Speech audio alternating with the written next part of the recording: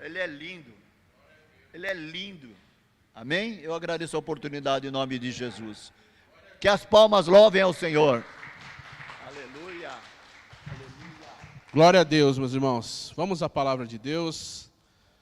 Te convido a abrir a sua Bíblia comigo em Hebreus também, no capítulo 12. Vamos ler o verso 16 e 17.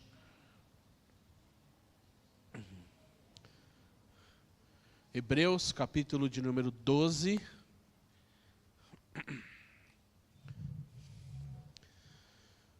O verso 16 e 17. A palavra do Senhor diz assim. Obrigado, Luiz. Para que não haja nenhum imoral ou profano, como Esaú, que por uma única refeição vendeu os seus direitos de herança como filho primogênito. Como vocês sabem, ele foi rejeitado posteriormente, quando quis herdar essa bênção, porque não encontrou lugar para arrependimento, embora o buscasse com lágrimas. Olha essa frase, essa última frase, irmão. Porque não encontrou lugar para arrependimento, embora a buscasse com lágrimas. Curva a sua cabeça, feche seus olhos.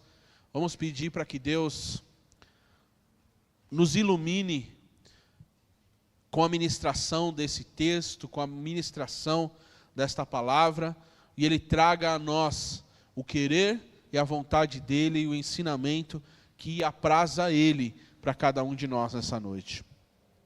Poderoso Deus e eterno Pai, graças eu te dou, por Tua graça e por Tua misericórdia, como foi lido aqui agora há pouco. Senhor, nesta hora, como já foi dito aqui, nenhum de nós, por si mesmo, pode alguma coisa. Nenhum de nós, por si mesmo, é merecedor de algo. Se não fosse a Tua graça, a Tua misericórdia, nós não estaríamos aqui. E é a ela que nós apelamos nesta noite, que o Senhor ilumine a ministração desta palavra, e que eu consiga, Pai, transmitir primeiro ao meu espírito, a minha alma, o Teu querer e a Tua vontade. Após feito isso, Pai, eu quero te pedir que a minha voz, a minha vida, seja usada como canal da Tua glória, do Teu poder, e alcance o coração e a mente dos meus irmãos, Pai, pela iluminação da Tua palavra, que nós cremos que é viva e eficaz, que é mais penetrante que espada alguma de 2 gumes, Pai, e ela vai na divisão da alma e do espírito. Que essa passagem, que essa ministração alcance lugar devido para a honra e glória do Teu nome, é o que eu te peço em nome de Jesus. Meus irmãos, quem foi Esaú? Esaú foi filho de Isaque, que era filho de Abraão. Esaú tinha um irmão gêmeo, que se chamava Jacó, que Deus mudou o nome para Israel. Ao nascer, como os dois eram gêmeos, precisaria definir quem seria o primogênito. Porque o primogênito carregava a bênção de dar continuidade ao legado da família. Hoje, quando nós falamos da descendência de Israel, nós falamos que a bênção do Senhor, e até Deus, quando nas Escrituras vai falar sobre a descendência de Israel, Ele vai falar que abençoou Abraão, Isaque e Jacó. Então, quem nascesse primeiro dos gêmeos, carregaria o direito de primogenitura e o direito do legado da bênção de Deus que foi estabelecida sobre Abraão.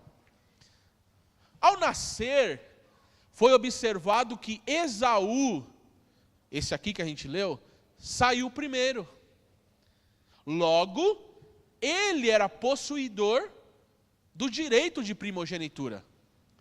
Mas a Bíblia fala que Jacó já nasce agarrado ao calcanhar de Esaú, dizendo: se você vacilar, eu estou atrás aqui. Se você der uma brecha, eu estou no teu calcanhar, eu estou na tua cola. E passa-se o tempo, Esaú não entendeu. Observe que aqui já começa a ministração para nós, irmão. Esaú não entendeu a bênção que ele possuía. E por uma necessidade, a trocou com seu irmão. A Bíblia diz que os dois foram crescendo, e certo dia, Esaú, que era um caçador, ele era alguém que saía para caçar, saía atrás de animais de caça para trazer para casa. Ele volta para casa sem nada, ele não consegue caçar nada. E quando ele chega, o seu irmão, Jacó, está cozinhando um guisado. E aquele guisado tinha um aspecto, um caldo vermelho. E isso chama atenção, o cheiro, a aparência. Depois de um dia de trabalho, irmão, você chega em casa e tem aquela comida, fala a verdade, hein? Você entra na porta, tem aquele feijãozinho, aquela carne que está vindo no ar, o cheirinho, meu Jesus amado. Esaú chega em casa e é isso que ele sente. Meu Deus, tem guisado fresquinho, preparado. Ele vai até Jacó e diz: Jacó, estou com fome, dá um pouquinho desse guisado para mim. Só que ele não estava só com fome, irmão, ele estava faminto. Observe isso, irmão, observe isso. Ele não estava só com fome, ele estava, como a gente diz, né, popularmente, morto de fome. Ele estava: eu preciso comer, eu trabalhei o dia inteiro, eu estou cansado. Jacó viu uma oportunidade, porque uma das traduções para o nome Jacó é suplantador, é enganador. Ele vê a oportunidade, ele diz: você quer o guisado? Você está com fome? Tem uma necessidade? Fechou, vamos fazer uma troca? Eu te dou o guisado, mas em troca, eu quero o teu direito de primogenitura. Parece ser uma troca, e é uma troca totalmente, irmão, irracional. É como se alguém quisesse trocar um Fusquinha, não, que está valendo bastante hoje, né?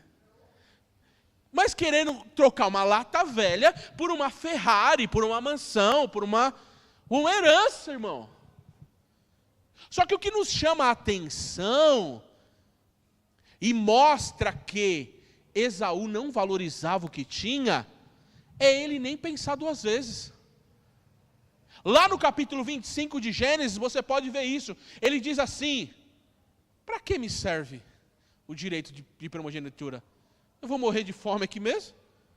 Se eu morrer de fome, ele vai comigo, então, está aqui. Eu acho que Jacó até se espantou. Ele disse assim, ó: eu não pensei que seria tão fácil. Olha o que Deus está falando com a gente aqui, irmão. Há situações tão desproporcionais que Satanás, o inimigo, está propondo a nós, que até ele se surpreende quando a gente aceita. Que até ele se surpreende como foi tão fácil a gente aceitar. Mas isso não é problema de quem oferece a nós. Isso é problema de nós que não valorizamos o que temos. Deixa eu te dizer, você tem a presença de Deus na tua vida. A fidelidade e a entrega a Deus te garante Deus na sua vida. Não troque isso por nada. O Esaú diz, para que vai me servir isso? Quando Jacó ouve isso, ele diz, vamos fazer então uma coisa? Jura que você vai trocar, fala com a tua boca que você troca. E Esaú declara, vamos ver lá no capítulo 25 de Gênesis, olha o que o texto diz sobre isso, abra comigo aí, Gênesis 25. Gênesis 25, do 29 em diante. Olha como foi esse dia, irmão. Certa vez, Jacó preparava um ensopado. Esaú chegou faminto. Irmão, quem está faminto não está só com fome, irmão. Quem está faminto come até pedra, né? Como a gente diz, né? Esaú chegou faminto, voltando do campo.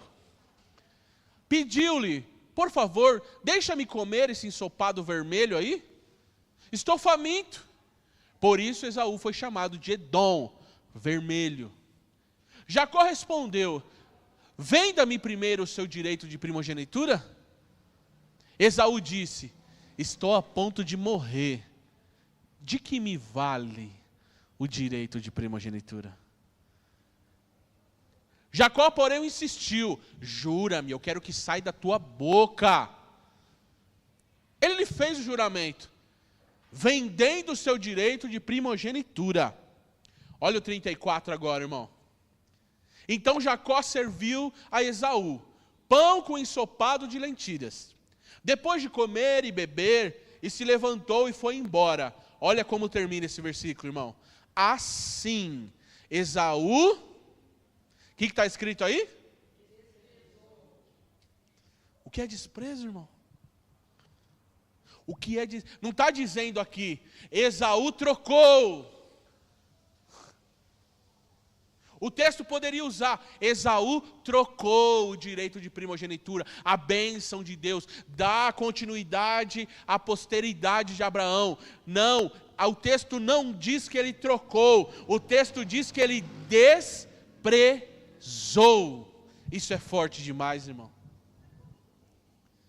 Ele despreza, e agora, a gente conhece a história lá na frente. Quando passa um tempo, quando seu pai Isaac já está velho, ele diz, chegou a hora de eu abençoar o primogênito. Chama aqui Esaú. A mãe de Jacó e Esaú ouve e diz, olha, chama aqui, meu filho Jacó, vem aqui, se veste com a roupa do teu irmão, faz um ensopado, porque teu irmão está caçando ali, e você precisa receber uma bênção, que o seu irmão já deu para você. A gente chama Jacó de enganador, né? Usurpador, roubou a bênção. Ele não roubou, irmão. Quem desprezou foi Esaú. Ele chega perante o pai, e o pai diz, quem está aí? Está cego Isaac, até essa altura. Quem está aí? É meu filho Esaú? Sou eu, pai. Receba a bênção. Naquele momento, Jacó foi abençoado. Naquele momento ele recebeu o direito de primogenitura. Quando Esaú chega, ele diz, Isaac disse, eu já não dei a bênção? Meu filho, passou, acabou, já foi. Mas deixa eu te dizer uma coisa, irmão, não foi naquele dia que Esaú perdeu a bênção. Esaú perdeu a bênção no dia que ele, observe isso aqui, irmão, porque foi o que Deus trabalhou no meu coração nessa semana. Foi o dia que ele chegou em casa com uma necessidade lícita, com uma necessidade que não era pecado, com uma necessidade que era algo natural. Porém, para suprir essa é a mensagem de hoje, irmão, observa, para suprir aquela necessidade, ele aceitou uma proposta indevida que o fez desprezar o bem maior que ele tinha. Está entendendo o que Deus está falando com a gente aqui, irmão? Alguns anos atrás, Deus me fez entender algo, irmão, que é forte, mas que cabe muito bem aqui, irmão. Há situações no mundo físico que a gente toma uma atitude, e esse é um grande exemplo disso, que um passo que a gente dá, uma fala que sai da nossa boca, muda algo no mundo espiritual, irmão. Observe aqui, irmão. Há atitudes, há sims que a gente dá, há acordo que a gente fecha, que a gente move algo no mundo espiritual. E se isso acontece, nunca mais nós teremos oportunidade de restaurar. Ah, mas só foi isso, essa vez na Bíblia que a gente vê isso. Quer ver outra vez que isso aconteceu? Judas. Judas recebe uma proposta. A Bíblia diz que o coração dele era ganancioso, ele era ladrão. Ele recebe uma proposta. Nós estamos querendo saber quem era Jesus. Nós queremos prender ele. E a gente sabe que você gosta de um dinheirinho. Tem uma proposta para você. 30 moedas de prata. Você mostra quem é ele? Eu acho que o olho dele até brilhou, né, irmão? 30 moedas de prata? Eu só vou mostrar quem é o mestre? Fechou. Chega aonde Jesus estava e com um beijo ele mostra quem é Jesus. Jesus disse o que quando vê ele? Ao que você veio, amigo? Sabe por quê, irmão? O que a gente faz não muda quem Jesus é. Ao que você veio, amigo? Com um beijo traiu o Salvador. Quando Judas faz isso, ele abre algo no mundo espiritual, irmão. E aí a gente conhece a história. Jesus foi preso, foi levado em julgamento, foi condenado, foi morto. Quando estavam fazendo Jesus sofrer ali, Judas foi aonde, irmão? Ele pega aquelas 30 moedas de prata e ele volta até os sacerdotes. Eu pensei que vocês iam só prender ele. Eu não pensei que vocês iam fazer ele sofrer. Eu não pensei que vocês iam condenar ele à morte. Olha só, a gente faz igual, irmão. Ele tenta resolver algo que abriu um portal no mundo espiritual com uma atitude física. Está aqui as moedas. O problema é as moedas? Está aqui de volta. E a Bíblia diz que ele joga as moedas no chão e vai embora se suicidar pelo peso da atitude que ele havia cometido. Sabe o que aconteceu aqui, irmão? Ele já não tinha mais poder ou lugar para voltar atrás com a atitude que ele tinha tomado. Essa palavra aqui é de alerta a nós, irmão. Essa palavra aqui de hoje não é para trazer medo, não é para trazer condenação. Essa palavra aqui é para nos alertar que há atitudes que impensadas nós podemos colocar em xeque não só a nossa vida, mas a nossa posteridade, a família, a nossa prole, a nossa descendência. Porque hoje, quando a gente fala de descendente de Abraão, a gente não fala Abraão, Isaac e Esaú. A gente fala Abraão, Isaac e Jacó. Aliás, Esaú casou com estrangeira, que foi mais reprovado por Deus ainda naquela época, irmão. Deus está ministrando os nossos corações aqui nessa noite. E sabe qual é Sabe qual é o cerne da mensagem de hoje aos nossos corações?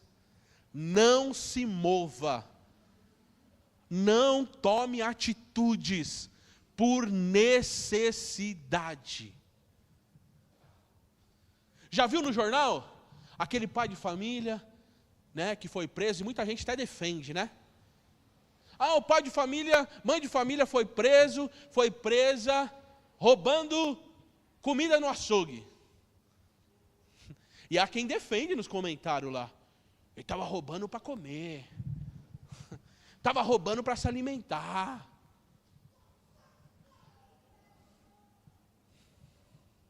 Estava roubando porque não tinha nada em casa.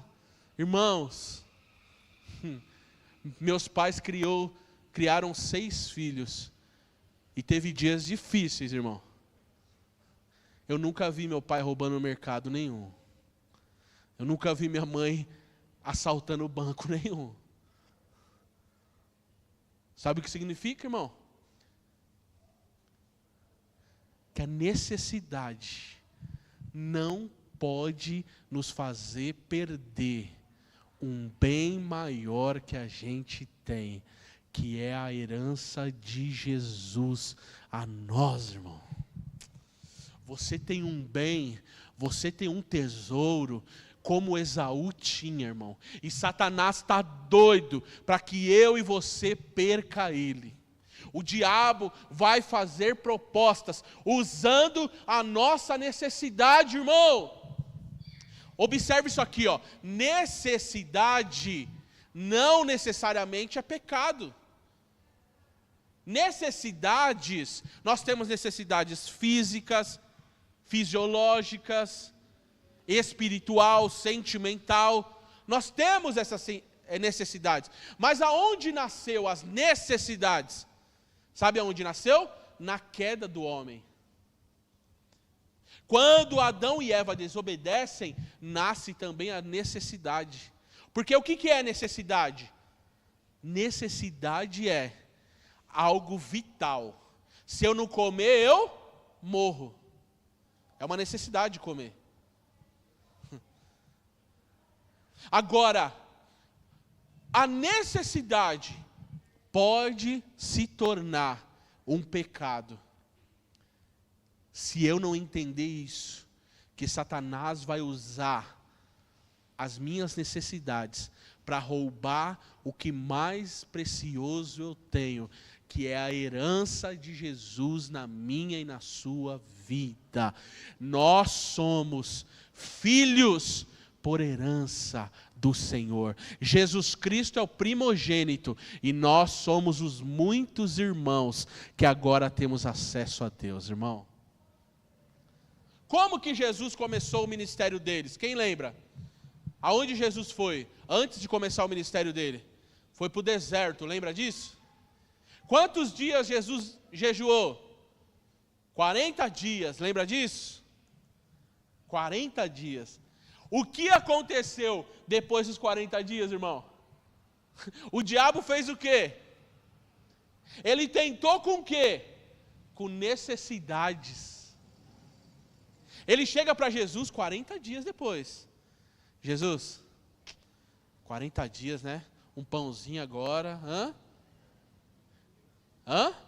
Pãozinho que saiu do forno, irmão.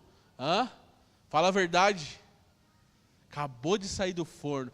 Você está comprando o pão lá, a atendente fala assim, ó, 5 minutos sai outra fornada aqui, ó. O que você faz? Eu espero. Jesus, você tem poder, transforma essas pedras em pães. Jesus poderia dizer, é verdade, né? Estou com tanta fome, depois de 40 dias. Aí a gente, já pensou se Jesus usasse a frase que a gente mais usa? Eu mereço. Principalmente quando está com o cartão de crédito na mão, né, irmão? Essa frase fala muito. Eu mereço. Imagina se Jesus usasse a nossa lógica, irmão. As pedras aqui, 40 dias com fome, necessidade aqui. Jesus faz o quê? Vai para a Bíblia, irmão. E diz para o diabo, nem só de pão viverá o homem, mas de toda palavra que sai da boca de Deus. Será que mudou, irmão? Satanás não para, ele tenta Jesus mais ainda. Ele agora vai na necessidade de status, vai na necessidade de rede social, de aparecer, de estar em cima. Ele diz, o quê? Ele é Deus, ele é rei? A essa aqui ele vai cair. Transportou Jesus para um alto monte, deixou Jesus ver todos os reinos da terra, e fala assim, ó, tá vendo tudo isso, Jesus? Tudo isso eu te darei, se você me adorar. Quantas histórias a gente já não ouviu de cantores que estavam na igreja e o diabo apareceu e disse, ó, na igreja não vira não, irmão. Na igreja ainda vão falar mal de você, ainda, para. Tem o show business para você. Tem fama, tem dinheiro, tem status. E a necessidade fez alguém assinar um contrato. E a gente viu quantos não morreram cedo, irmão? Hã? Quantos a gente não viu a história? Acidente de carro, de avião, doença. 27, 37, 32. Foram. Jesus falou o quê para o Satanás? Para trás de mim, Satanás. Só o Senhor teu Deus adorarás, e só a Ele dará culto. Eu não me prostro perante você. Eu tenho uma necessidade, é real, mas a minha necessidade não vai fazer eu perder o bem maior que está em mim. Irmão, eu falo aqui a pessoas que estão vivendo isso, irmão. Estão nesse tempo de necessidade e contratos serão colocados à mesa. Contratos físicos e espirituais, irmão. A necessidade, talvez emocional, a necessidade física, a necessidade financeira, vai fazer você pensar com a lógica, dizer, meu Deus, eu vou ficar só um pouquinho, eu vou ali, olha, eu volto. Satanás tentou Jesus, mano. Ele usou a palavra. Mas olha com o texto de Esaú que a gente aprende, irmão. No versículo 17, Luiz, de Hebreus 12. Olha como Esaú buscou de volta o que ele tinha perdido. Como vocês sabem, ele foi rejeitado posteriormente, quando quis herdar a bênção, porque não encontrou lugar para o arrependimento. Primeiro essa frase aqui, irmão. Ela é muito forte, irmão. Ela é muito forte, irmão. Porque a gente diz assim, Deus perdoa, a graça, o amor de Deus. E é real, irmão. É verdadeiro, Deus perdoa, existe a graça. Só que o que o profeta Isaías diz sobre buscar a Deus? Ele diz assim, ó, buscai ao Senhor enquanto se pode achar. Invoque a Ele enquanto Ele está perto. Ou seja, haverá um dia que as pessoas vão buscar e não encontrarão. Haverá um dia de tanto a gente brincar com a graça, irmão. Vamos ser reais aqui, irmão. Haverá um dia que a gente vai achar que a gente vai brincar, que a gente vai ficar no abismo, brincar perto do abismo, e a gente cair e vai dizer que é acidente, irmão. Não é. Brincar na beira do abismo e cair não é acidente, é brincar com a graça. Olha o que o texto está dizendo a nós, irmão. Ele não encontrou um lugar, ele moveu algo no mundo físico, e ele disse, eu resolvo quando eu quero. Daqui uns dias eu volto para a igreja, levanto a mão, choro antes da ceia, e está feito. Daqui uns dias eu vou, sento ali, finjo que nada está acontecendo, mudo de igreja, não conto minha história, e eu vou ser a vítima ainda, eu vou falar mal da outra igreja ainda. É o que mais a gente vê, irmão. Contar a história toda ninguém quer. Contar a história até o final ninguém quer, irmão.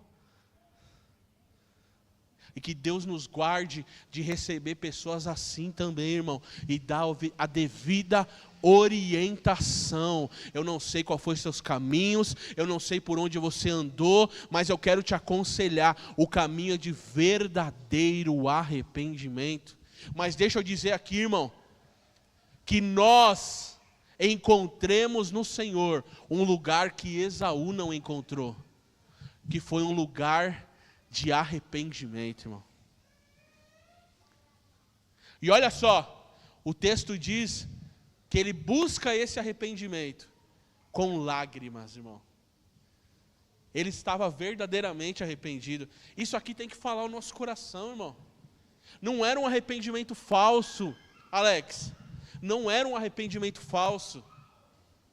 Era um arrependimento verdadeiro. Irmão, se isso não falar o teu coração, irmão, de verdade, talvez você não escutou nada do que eu disse até agora, mas se isso aqui não falar o teu coração, irmão, não era um arrependimento falso, era um arrependimento verdadeiro. Só que mesmo sendo um arrependimento verdadeiro, ele não encontrou o lugar de receber a bênção de novo.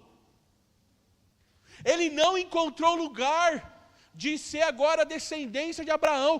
Passou, irmão. Tem coisa que a gente tem que guardar como tesouro, que tem um apreço, um valor muito alto. Nós não podemos, irmão, fazer como Esaú fez.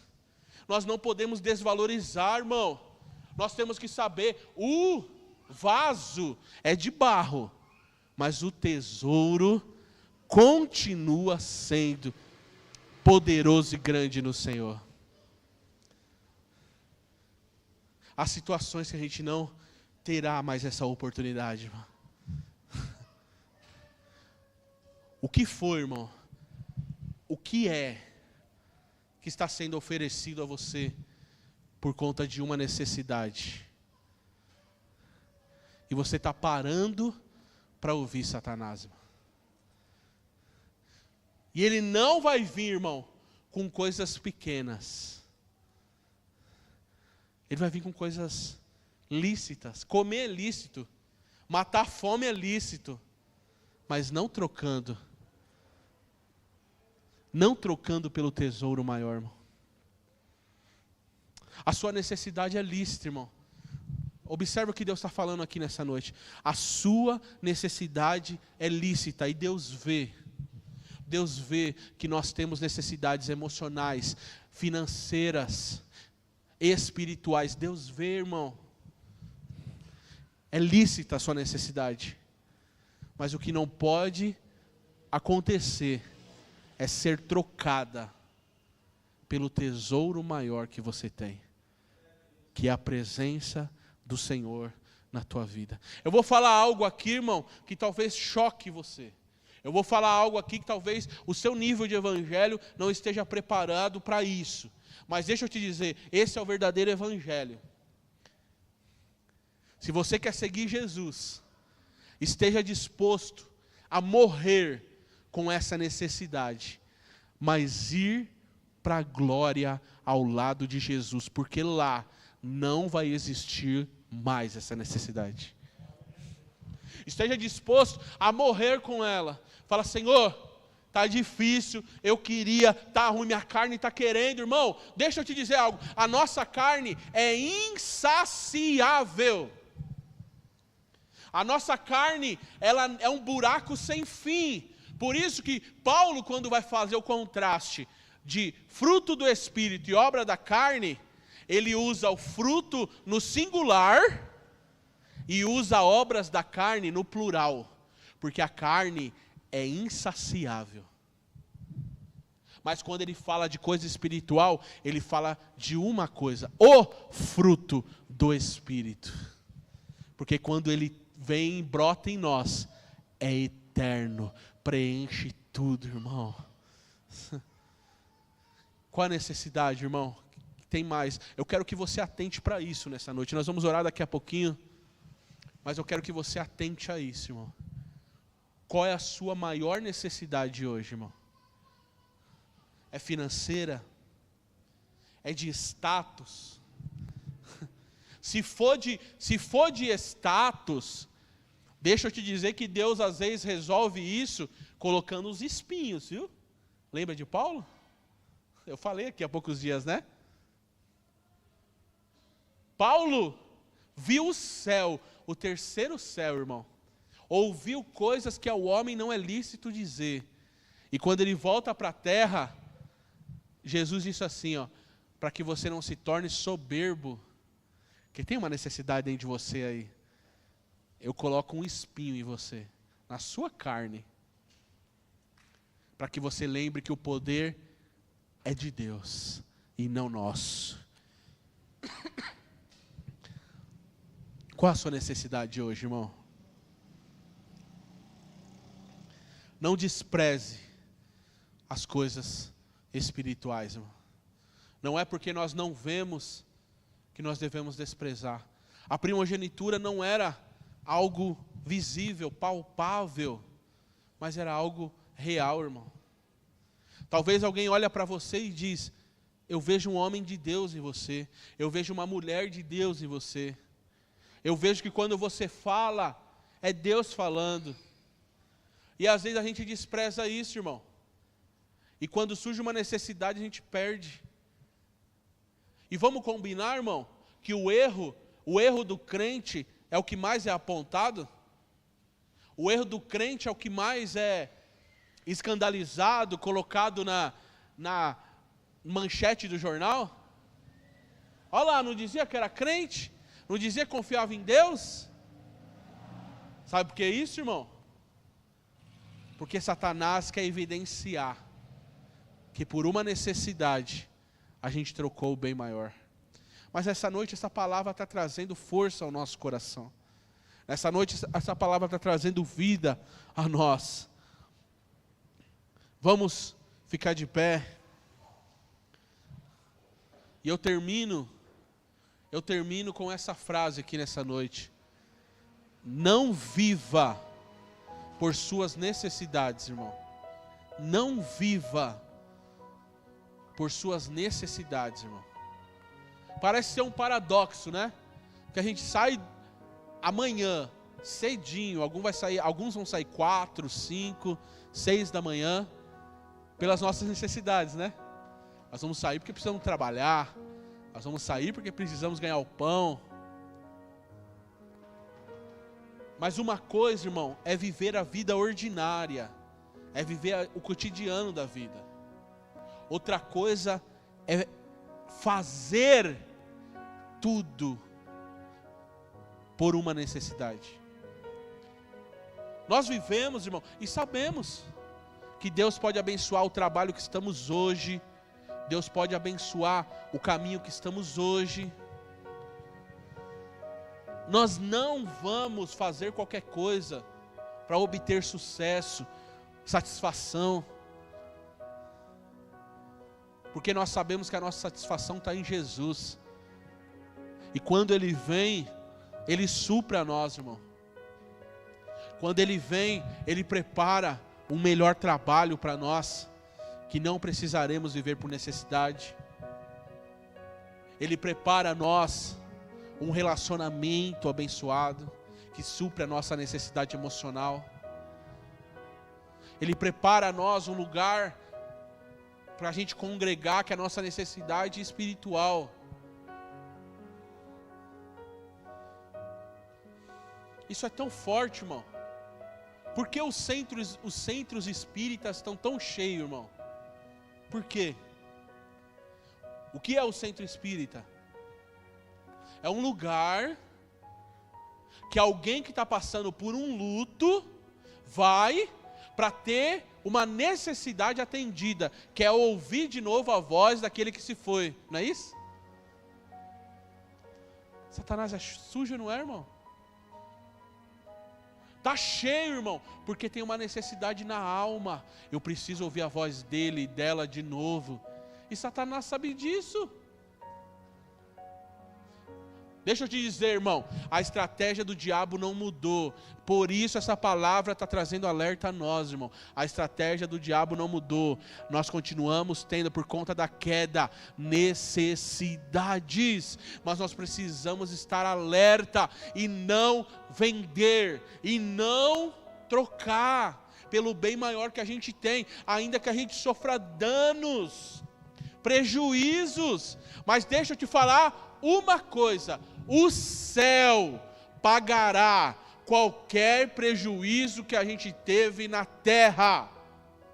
O céu pagará com juros, correção monetária, qualquer prejuízo que a gente teve na terra. O céu vai pagar, irmão. O céu paga. Você está disposto a partir para a eternidade com essa necessidade? Glória a Deus. Peça ajuda para o Senhor. Ore, vamos orar. Senhor, Tua palavra foi pregada, Pai. Tua palavra foi ministrada, Senhor. Não queremos andar, não queremos se mover por necessidades terrenas, Pai. Por necessidades dessa terra, Pai. Mas o nosso adversário sabe que a temos, Pai. E ele nos ataca, e ele nos tenta. Jesus, Esaú não encontrou lugar de arrependimento. Esaú não encontrou, mesmo com lágrimas, um lugar para voltar atrás. Mas a Tua palavra veio a nós nessa noite, e ela gera em nós a força para vencer, a ajuda para entender e identificar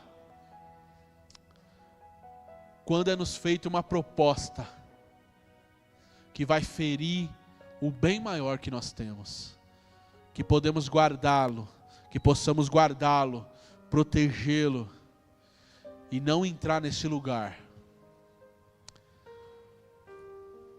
de perda daquilo que mais precioso recebemos. Ajuda a Tua igreja, ajuda cada um de nós, para a glória e honra do Teu nome. É o que nós te pedimos. Vamos louvar ao Senhor, amém? Tem um hino para a gente louvar?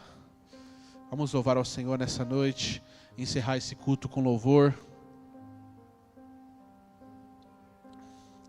Não se mova por necessidade. Não se mova, as necessidades